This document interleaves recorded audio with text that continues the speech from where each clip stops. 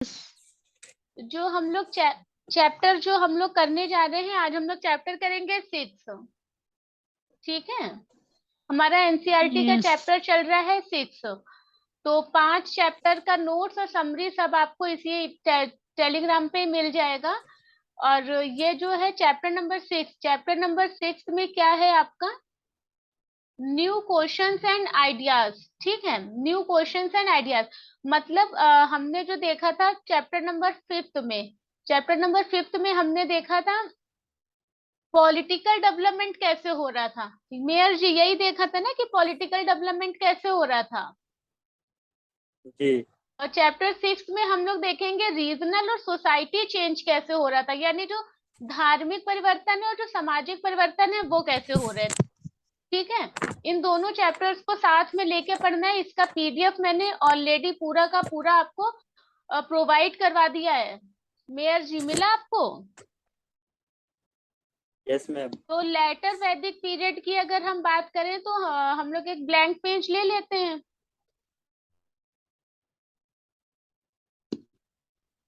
हो सकता है लवली जी आपको क्लास आज थोड़ी सी कम लगे क्योंकि आपने पीछे वाले चैप्टर नहीं पढ़े हैं। और ये हाँ, इसकी वजह हाँ, से और ये पूरा इसका क्वेश्चन पीछे का वाले जो चैप्टर नहीं, जो पीछे का चैप्टर नहीं पढ़े तो थोड़ी सी प्रॉब्लम आएगी।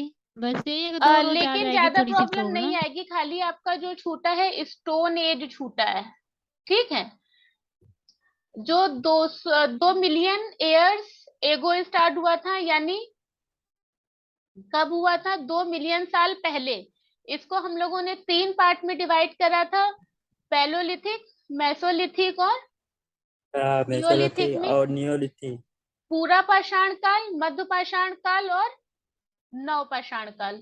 ठीक है, नो पास होगा। नौ पाषाण काल के बाद हमने देखा ये यहाँ से यहाँ तक का टाइम कितना हो जाता है, 10,000 10,000। बीसीई तक। यही हो जाता है ना, बीसीई तक हो जाता है। और इसके बाद से हम क्या देखते हैं, इंडस वैली सिविलाइजेशन। क्यों?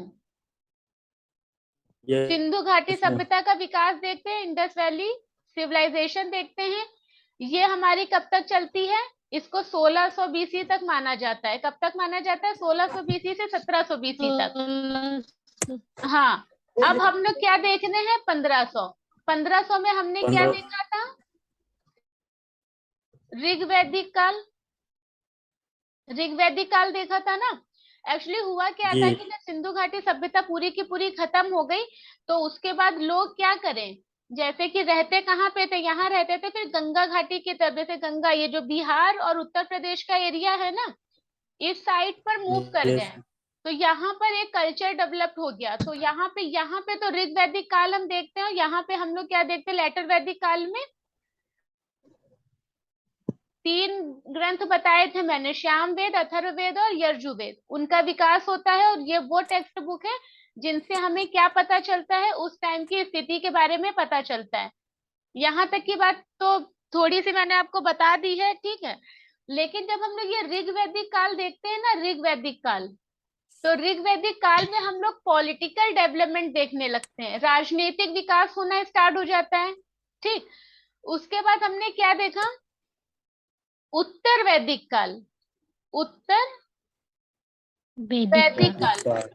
उत्तर वैदिक काल में हमने देखा 3 टेक्स्ट बुक लिखी जाती है, ऋग वैदिक काल में सिर्फ एक टेक्स्ट बुक लिखी जाती है। ठीक है, इसको वैदिक एज बोलते हैं। क्या बोलते हैं?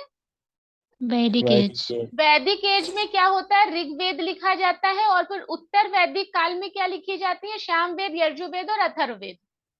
ठीक है, ये हम लोगों ने पढ़ा था प्रीवियस क्लासेस में। फिर हम ये देखते हैं कि इसी में क्या होता है, लेटर वैदिक पीरियड में ही क्या होने लगता है, राजन से राजा बनने लगते हैं। क्यों मेयर जी, यही देखा था ना, राजन से राजा बनने लगते हैं, और राजा के जी पास जी जी। क्या आने लगती है, शक्तियां आने लगती हैं। लेटर वैदिक पीरियड में क्या होता है, राजन कब होता है आपका, राजन का जब नाम आता है ये होता है ऋग वैदिक काल में। ठीक है, जी। किसमें होता है आपका, ऋग वैदिक काल में। हाँ, ऋग ऋग्वेद वैदिक में। काल में ऋग्वेद। होता है। इसके पास पावर जो होती है ना वो कैसी होती है, कम होती है। इसके बड़े बड़े से हाउस या महल नहीं होते हैं, इनके पास बहुत बड़ी मिलिट्री आर्मी नहीं होती है। लेकिन जब हम लोग लेटर वैदिक एज में आते हैं तो देखते हैं कि यहाँ से पे राजन बन जाता है, यहाँ पे जन से जनपद बनना स्टार्ट हो जाते हैं और जनपद से महाजनपद बनने लगते हैं, अब महाजनपद। है ना। और यही जो जी छोटे छोटे, अब जन क्या थे, ये छोटे छोटे छोटे छोटे गांव हुआ छोटे करते छोटे थे, या छोटे छोटे घर, इन सबको, या कस्बे, इन सबको मिलाकर क्या कस्बे। करते थे, मान लो तीन इतने बड़े बड़े हमने मिला लिए और इनको मिलाकर बोला जन, और इन्हीं में तीन और मिला लिया तो बोल दिया महाजनपद। ठीक है। महाजन। जन जी छोटे छोटे गांव, उनसे बड़ा हुआ जनपद जिसमें कई गांव मिलाकर एक राज्य बनाया गया, और उसके बाद क्या किया गया, उसमें और ऐड किया गया और वो बन गए महाजनपद। मतलब जैसे जैसे राजा की शक्तियां बढ़ती चली गई वैसे वैसे ही क्या हुआ, वैसे वैसे पावर इनहेंस होती गई राजा की, और टर्मिनोलॉजी चेंज होती गई, शब्दावली चेंज होती गई। कैसे होती गई, जन से जनपद, जनपद से महाजनपद। यहाँ तक क्लियर है। महाजनपद। ठीक है। तो इसके यस बाद हम क्या स्टार्ट करे थे, 16 महाजनपद। 16 महाजनपद की कैपिटल मैंने कल लिखवा दी थी आपको, क्यों मेयर जी। जी जी 16 की 16 महाजनपद, महाजनपद में जितने भी आपके कैपिटल हैं, जितनी भी राजधानियां हैं, वो सब आपको याद होनी चाहिए। जैसे अंग की चंपा, इंपॉर्टेंट है, याद रखना। ठीक है। बज्जी साम्राज्य देखा था हमने, वो रिपब्लिक था, लोकतंत्र था वहां पर, राजतंत्र था वहां पे। और मोनार्की देखी थी हमने, कहाँ पे देखी थी, मगध में, है ना। और मगध में। और फिर ये मगध क्या करता है, वज्जी पर आक्रमण करता है और इसको जीत लेता है। और वज्जी एक राजतंत्र है, एक रिपब्लिक है। और यहाँ पे क्या, ये बात किसने बताई थी, बुद्ध ने बताई थी कि मगध के राजा कौन थे, अजात शत्रु। सारे शत्रु। अजात शत्रु किससे संबंधित थे, हर्यक वंश से। ठीक है, हरियर। हर्यक वंश से। कि फिर यहीं पर तो हम बाद में डेवलपमेंट देखेंगे, किसका, बाद में यहीं पर हम डेवलपमेंट देखेंगे चंद्रगुप्त मौर्य का। क्लियर है। Yes ma'am. यस थोड़ी थोड़ी बातें समझ में आ रही हैं लवली जी। यस यस मेरे को तो पूरी समझ में आ रही है। हाँ, आपने अगर एनसीईआरटी पढ़ रखी है या हिस्ट्री पढ़ रखी है तो आपका अच्छा सा रिवीजन हो रहा होगा, राइट। नहीं नहीं, हमने बीपीएससी क्लास किए हैं इसलिए मुझे समझ में आ रही है। अच्छा, बीपीएससी देते हैं आप।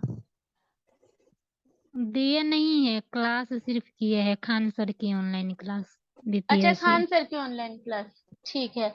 अब हम लोग बात क्या कर रहे थे, लेटर वैदिक एज। लेटर वैदिक एज में हम लोग क्या देखेंगे, न्यू आइडियाज क्या क्या जनरेट हो रहे थे। और ये जो न्यू आइडिया था, न्यू आइडिया कहाँ से आएगा आपको।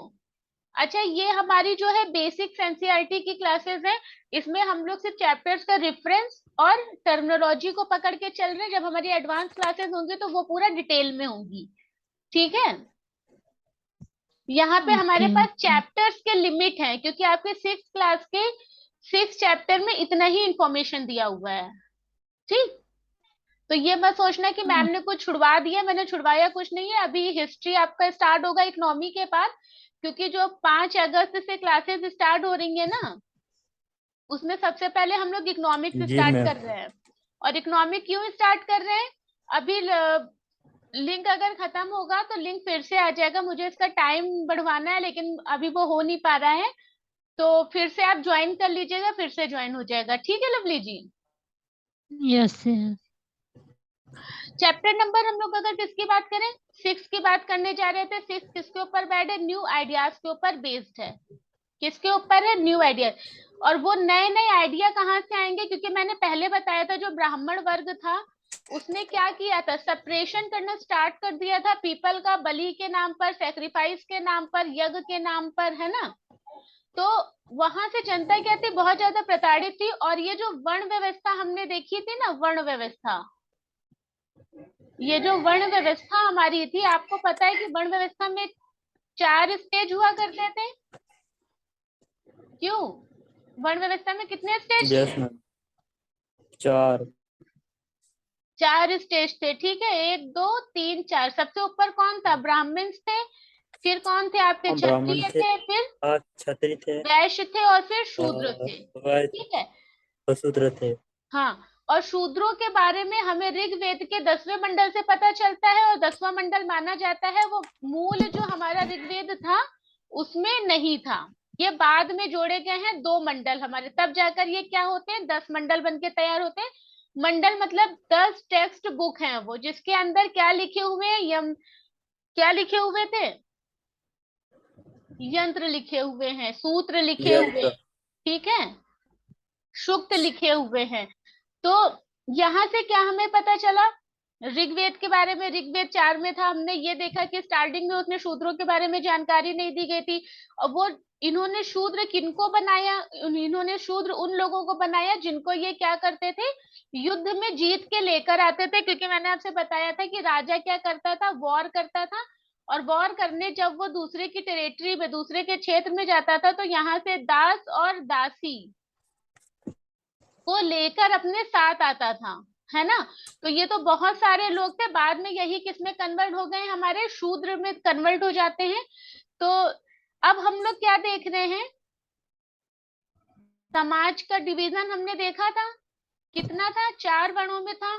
4 वर्ण में सबसे ऊपर आपके ब्राह्मण थे, फिर क्षत्रिय थे, फिर वैश्य थे, फिर शूद्र थे। तो सिंपल सा था कि यज्ञ करने का अधिकार, रिचुअल्स फॉलो करने का अधिकार किनको था, ब्राह्मण को था। ये क्या कर सकते थे, सिर्फ और सिर्फ ब्राह्मण। यंत्रों का उच्चारण कर सकते थे, यानी ये संस्कृत में लिखे हुए होते थे।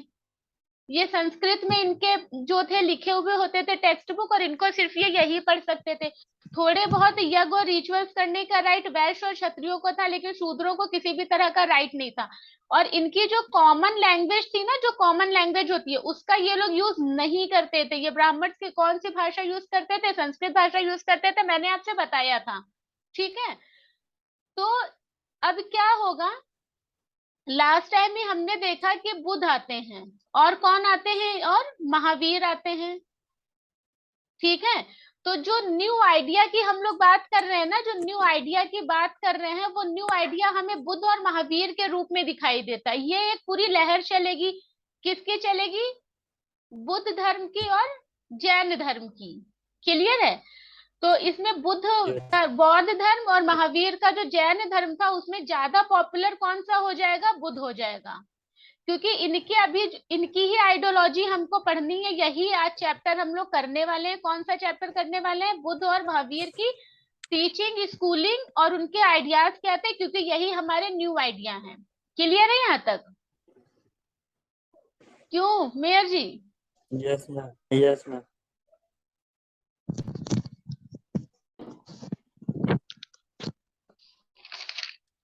और इसी टाइम पर हम क्या देखेंगे, 4 वेद हमारे लिखे जा चुके थे। 4 वेदों के बाद उपनिषद लिखे गए। क्या लिखे गए, उपनिषद लिखे गए। उपनिषद ठीक लिखे है। गए। हाँ। तो उपनिषद क्या थे हमारे, ये भी हमें बहुत सारी टेक्स्ट बुक हैं ये, और ये बहुत सारी नॉलेज देती हैं हमको। ठीक है। और अब सोचो, हम लोग 500 साल पहले की बात कर रहे हैं, 600 साल पहले जो हम लोगों ने BCE डिसाइड करे, अगर आज उसको हम 2022 पे कंपेयर करेंगे तो कितना पीछे चले जाएंगे, 2022 प्लस 500, है ना। 500। तो ऐसे करके टाइमिंग डिसाइड होती है। तो अब हम लोग किसकी बात करने जा रहे हैं, ये देखिए, अब हम लोग बात करने वाले हैं बुद्धा की। यहाँ तक की तो बात क्लियर हो गई ना मेयर जी? ये ठीक है, यहाँ तक की बात क्लियर हो जानी चाहिए कि हम लोग क्या करने जा रहे हैं। अब बात करेंगे द स्टोरी ऑफ बुद्धा। ठीक है। Story of. यानी बुद्ध का जन्म कब हुआ था, तो देखिए ये कंट्राडिक्टरी है, ये पर्टिकुलर नहीं है। ठीक है। कि हम लोग जैसे आज हमारा लोगों का बर्थ डिसाइड होता है ना, कि 11 तारीख है, फला महीना है, फला साल है। ठीक है। ये क्या होता है, ये डेट आपका डिसाइड होता है, लेकिन पहले ये डेट नहीं डिसाइड होता था। तो इनका जो बुद्ध जी का जन्म माना जाता है, कब माना जाता है, 200 नहीं सॉरी 2500 साल पहले, 2005। एयर एगो। ठीक है, पहली बात। दूसरी बात क्या है, ये किस डायनेस्टी से बिलोंग करते थे, तो हमने देखा है 16 महाजनपद में एक डायनेस्टी हुआ करती थी, कौन सी? कल ही बताया था, अरे परसों, साक्यगण। ठीक है, तो साक्यगण डायनेस्टी से ये बिलोंग करते थे, और साक्य कौन थे? क्षत्रिय थे। इतनी बात क्लियर है? Yes Shakya ma'am. डायनेस्टी से थे, और शाक्य कौन थे? क्षत्रिय थे। इनका जन्म स्थान अगर हम बात करें तो इनका जन्म कहाँ हुआ था? लुम्बिनी में हुआ था। कहाँ हुआ था? लुम्बिनी में। लुम्बिनी और में। लुम्बिनी कहाँ पर है आजकल?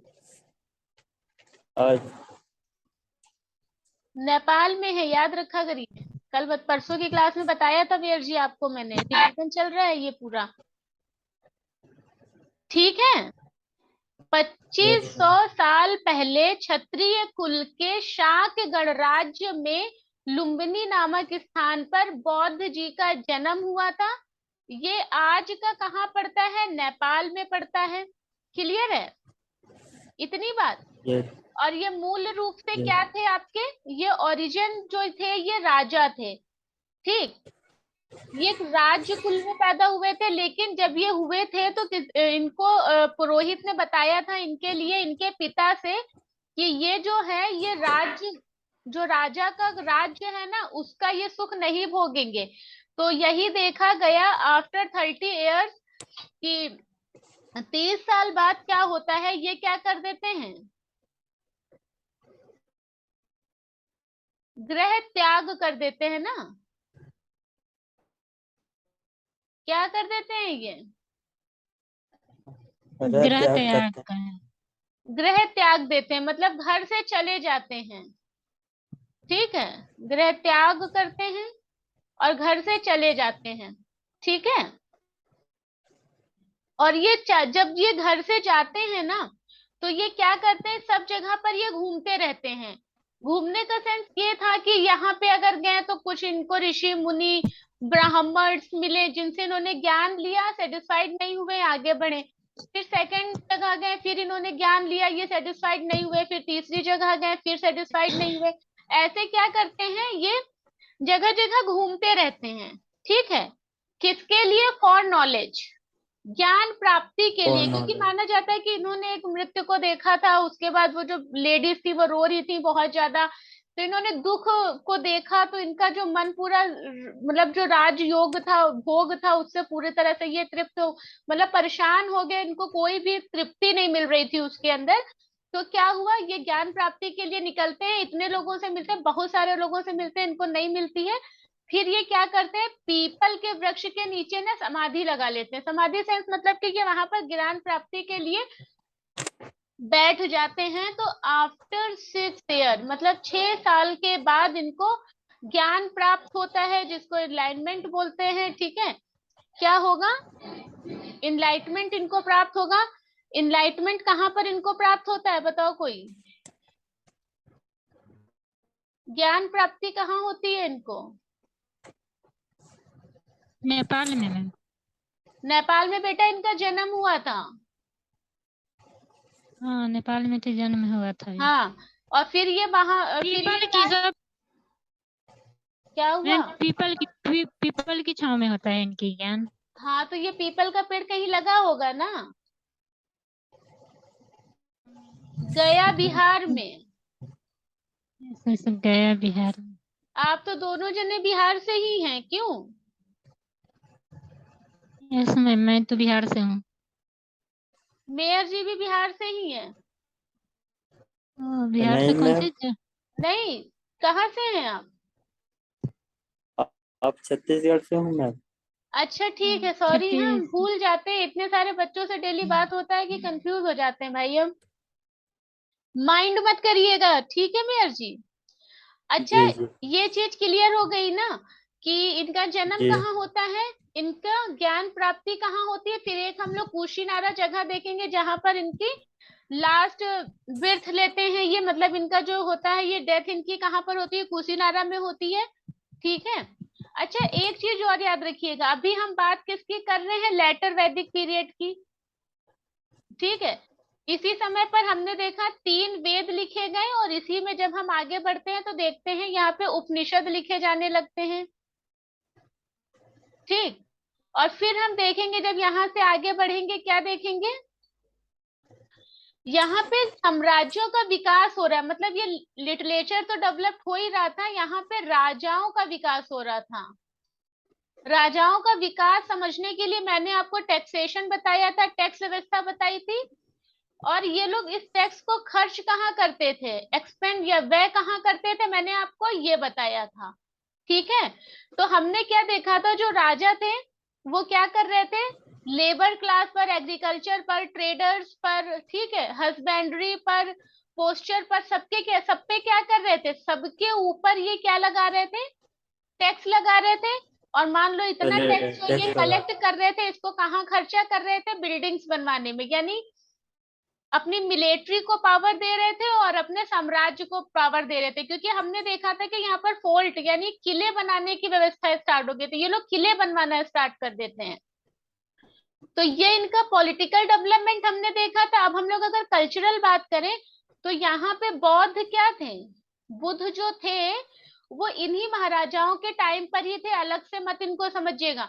जो पॉलिटिकल डेवलपमेंट हो रहा है उसी में हम लोग कल्चरल डेवलपमेंट देख रहे हैं। जैसे सिंपल आज के टाइम की बात करें तो आज जैसे गवर्नमेंट क्या कर रही है, गवर्नमेंट खाली एक सेक्टर में तो काम नहीं कर रही है ना, क्यों, अलग अलग जैसे अलग अलग आर्थिक सेक्टर में विकास काम। भी करती है और सामाजिक विकास भी करती है।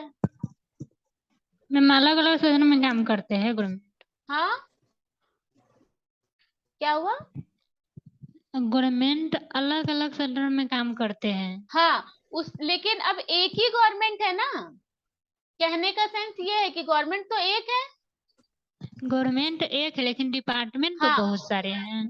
वही चीज हम समझाना चाह रहे हैं। हम यहाँ पे डिपार्टमेंट नहीं, हम यहाँ पे डेवलपमेंट समझाना चाह रहे हैं कि गवर्नमेंट तो देखिए सेंट्रल गवर्नमेंट एक ही है हमारी, ठीक, लेकिन ये किन किन सेक्टर्स में काम करती है, क्या हमारे वहाँ सांस्कृतिक विकास हो रहा है, हाँ, सांस्कृतिक विकास भी होता है। कहीं मंदिर बनवाते हैं, जैसे अक्षरधाम मंदिर है, किसी को यूनेस्को लिस्ट में जैसे शामिल करवा देते हैं, तो ये सांस्कृतिक डेवलपमेंट होता है। अगर वेलफेयर की पॉलिसीज ले आते हैं तो सामाजिक होता है, ठीक है। जो बजट आता है वो आर्थिक जो हमारी स्थिति होती है उसको दर्शाते हुए किसमें आता है, समाज की स्थिति को दर्शाते हैं। राजनीतिक विकास होता है, जैसे कहीं पर स्टैचू बनवा दिया, ठीक है, ऐतिहासिक बदलाव भी किए जाते हैं। तो ये देखिए सरकार एक है और उसी समय पर बहुत सारे डेवलपमेंट हो रहे हैं। उसी तरह से वहां पे क्या था, राजा जो ये जो हमने 16 महाजनपद पढ़ा था ना, पूरा का पूरा यहाँ पे अस्मक तक, जी वो अस्मक गोदावरी नदी के पास हमने देखा था। इस पे क्वेश्चन भी कई बार पूछा जा चुका है। यहाँ तक जो डेवलपमेंट हमने देखा है उन सारे डेवलपमेंट में एक ही चीज कॉमन है, वो क्या है, सामाजिक, आर्थिक और आपका सांस्कृतिक विकास, ठीक है। तो बुद्ध क्या थे, बुद्ध अपनी जो आइडियोलॉजी लेकर आ रहे थे वो इनकी आइडियोलॉजी कौन सी थी, धार्मिक, धार्मिक बदलाव की थी। क्या थी, धार्मिक प्लस सांस्कृतिक।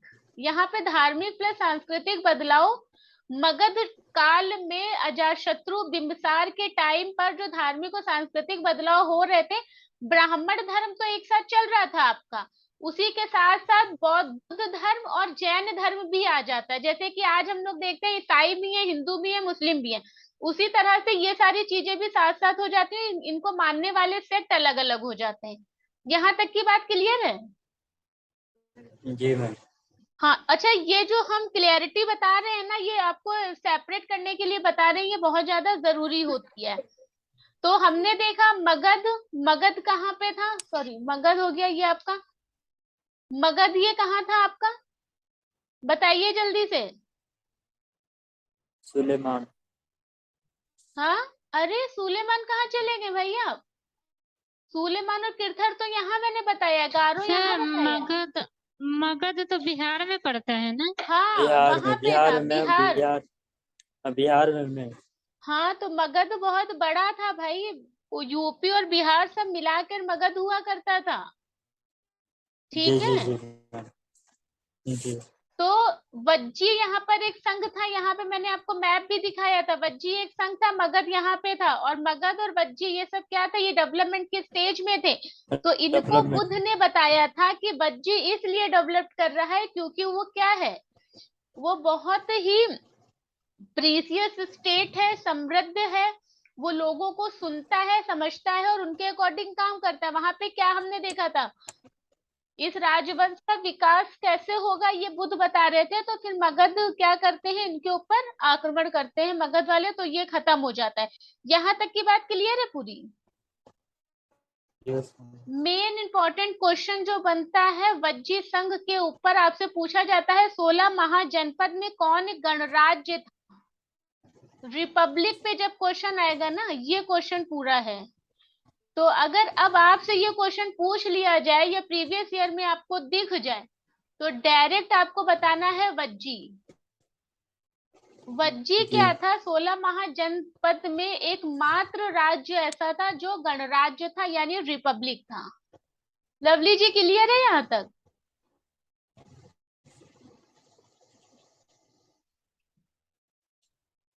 हाँ समझ में आ रही है क्लास? Yes ma'am. लवली जी आपको क्लियर है मैम पूरी से। समझ में, आपने पढ़ भी रखा है तो आपको और अच्छे से क्लियर हो रहा होगा, रिवीजन भी अच्छा हो जाएगा, है ना। तो कई क्वेश्चन निकलते हैं। इनका जन्म कहाँ हुआ था, लुम्बिनी में हुआ था, ठीक है, लुम्बिनी में हुआ था। इनकी डेथ कहाँ हुई थी, कुशीनारा में, लिख लेना, ये इनकी मृत्यु हुई थी, ठीक है। इनको ज्ञान कहाँ प्राप्त हुआ था, ये भी लिख लेना, गया में। गया में कहाँ, पीपल के वृक्ष के नीचे, ठीक है। फिर इन्होंने अपना पहला क्या दिया था, उपदेश। पहला उपदेश कहाँ पे दिया था, सारनाथ। सारनाथ आज कहाँ पे पड़ता है, वाराणसी में पड़ता है, उत्तर प्रदेश। यहाँ तक ठीक है, समझ में है सारी बातें?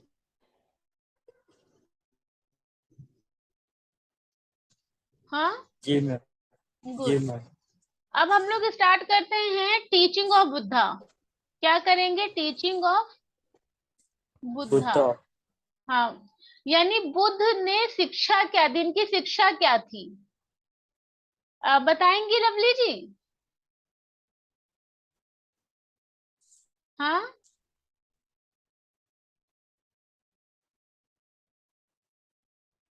टीचिंग ऑफ बुद्धा, मेयर जी आप बताइए।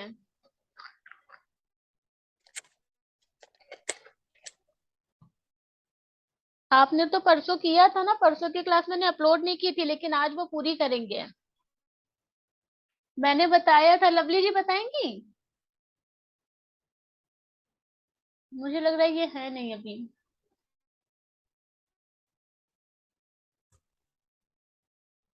इन्होंने क्या बताया था, दुख, याद आया मेयर जी? दुख। हाँ, दुख। दुख याद दुख आया। जी। जी।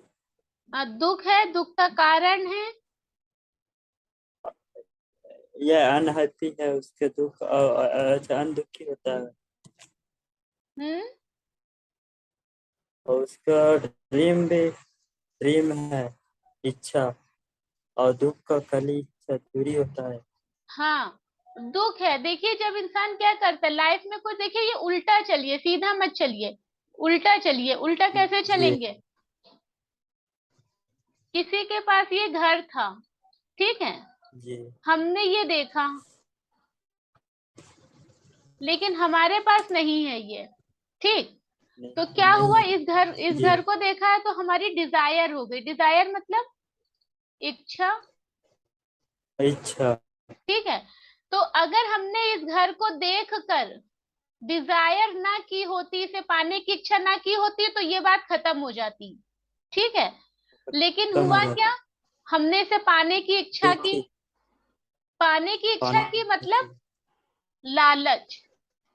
लालच लालच। बढ़ेगा ना आपका फिर, क्योंकि लालच ही तो है ये। उसके जी जी। पास है, मेरे पास नहीं है, मेरे पास होना चाहिए, तो हमारी कुछ पाने की इच्छा। अब ये इच्छा आपको पूरी करने के लिए क्या करना पड़ेगा, मेहनत करनी पड़ेगी, लेकिन कुछ लोग नहीं करते हैं, है ना। तो क्या है हमारे जी। दिमाग में क्या चल रहा है कि हमारी इच्छा होनी चाहिए। हमारी इच्छा क्या है? इस घर को पाना। अगर हमने ये इच्छा नहीं की होती ये बात खत्म हो जाती, लेकिन हमने इच्छा की है, तो इसलिए हमारी इच्छा क्या हो जाएगी? प्रबल हो जाएगी। यानी ये हमारा क्या बनेगी? दुख का कारण। हम पाना चाहते हैं लेकिन हम नहीं पा पा रहे हैं, तो ये हमारे लिए बन जाएगा दुख का कारण, यानी अनहैप्पीनेस। अच्छा, अनहैप्पीनेस। हाँ, अनहैप्पीनेस। ठीक है। जी तो जी। लाइफ जी is full of suffering and unhappiness. तो लाइफ हमारी क्या है? सौरों में, दुख में जाएगी, क्योंकि हमारे पास घर नहीं है। हमारी प्रबल इच्छा है कि हम उसे पाएं, लेकिन हम नहीं पा पा रहे। तो हमारा जो प्रेजेंट का टाइम है उसको हम पाने की सोच में खर्चा कर रहे हैं, तो ये क्या हो गया? अनहैप्पी रहेंगे हम, और जब हम अनहैप्पी रहेंगे तो हम दुख दुख में रहेंगे। तो बुद्ध जी ने बताया कि अनहैप्पीनेस और डिजायर है हमारी, जो है इच्छा, वो हमारे लिए दुख का कारण है। और इसके होते हुए हम कभी संतुष्ट नहीं हो सकते, मतलब सेटिस्फाइड नहीं हो सकते। और हम क्या करेंगे? और पाने की इच्छा होगी, और पाने की इच्छा होगी, क्योंकि आज हमने घर देखा है, कल किसी के पास बाइक देखेंगे तो वो हमें पाने की इच्छा होगी। कल हम देखेंगे किसी के पास कार है तो हमें वो पाने की इच्छा हो जाएगी। तो उन्होंने बताया कि दुख है, दुख का कारण है, और दुख का कारण क्या है? वो इच्छाएं जिनके ऊपर हम काबू नहीं पा सकते। जो हमने दूसरों के पास देखा है उसे पाने की इच्छा ही हमारे दुख का कारण है। ये बात क्लियर है? जी मैम। ठीक है। तो हाउ टू ये रिमूव डिजायर। अब बात कर रहे हैं हाउ टू रिमूव डिजायर, मतलब हम इन जो हमारी इच्छा है उनको हम खत्म कैसे करें, हटाए कैसे। कि हमने अगर उसके पास ये घर देखा है, अब देखिए सिंपल सी चीजें, आप लोग तैयारी कर रहे हैं, आप लोगों का एक मोटिव क्या है? सिलेक्शन, है ना। सिलेक्शन। सिलेक्शन। तो ये लालच है किस लिए? कि हमें है। अगर आपको सिलेक्शन ना लेना हो तो ना आपको पढ़ना पड़ेगा, ना आपको अपना टाइम देना पड़ेगा, ना आपकी कोई इच्छा होगी, है ना। क्योंकि इच्छा सिर्फ और सिर्फ उसी चीज की होती है जिसे हम पाना चाहते हैं, लेकिन ये इच्छा हमारी क्या है? पॉजिटिव है। क्यों? जी ये मैम। इच्छा हमारी पॉजिटिव है क्योंकि हम अपनी मेहनत कर रहे हैं इसको पॉजिटिव। करने के लिए। लेकिन हम किसी के पास कार देखें और हम उसे पाने की इच्छा करने लगे तो वो चीज गलत है। कार पाने से पहले हमें वर्क वर्क मतलब इनकम को देखना चाहिए, है तो ना। वो इनकम। और जब हम अपनी इनकम को इंक्रीज करने की सोचना चाहिए, तो हमें दूसरे के बारे में सोचने का ना टाइम मिलेगा और ना हमें किसी के बारे में सोचना पड़ेगा, क्योंकि हम जब इनकम जनरेट कर लेंगे तो हम खुद ही ले लेंगे। ठीक है। तो बुद्ध ने क्या कहा है? Following path of moderation. हमें क्या करना चाहिए? मध्यम मार्ग को अपनाना चाहिए। किसको अपनाना चाहिए? मध्यम मध्यम मार्ग मार्ग। को। अब ये मध्यम मध्यम मार्ग